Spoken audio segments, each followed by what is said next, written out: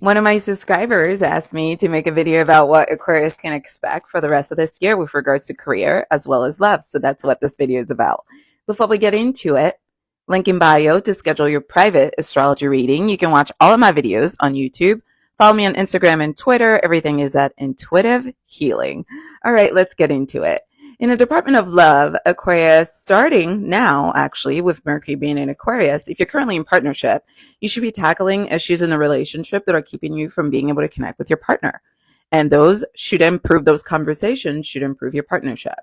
If you're not currently in partnership, this should be a time for you to kind of examine the ways in which you've been putting forth effort towards being in partnership. What are you currently doing to find somebody? It's a time to get real, to have tough conversations with yourself and with other people about the things that you need to feel most, safe in union. The full moon that we had in Leo fell into your seventh house of partnership, so it should have brought to light for you the things that you're doing that keep you from being in a relationship if you're actually wanting to be in one, or the things that you're doing that are making your relationships a place of sadness. When Venus enters Gemini on April 11th, you're going to be experiencing more pleasure. So that's something to look forward to.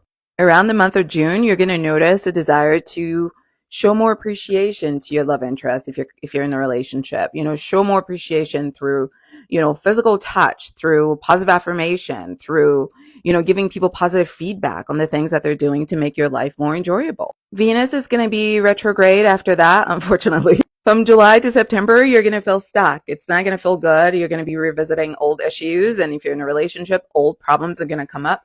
It's going to be a time of reckoning, a time of really being honest. And especially with Pluto being in Aquarius, if you're in a relationship that's not healthy, expect big explosions. It's going to be a time to learn hard lessons. But come towards the end of the year when the full moon enters Gemini, you're actually going to be ready to rebirth, a new romantic adventure. So if you're single, I expect you to meet somebody new around that time.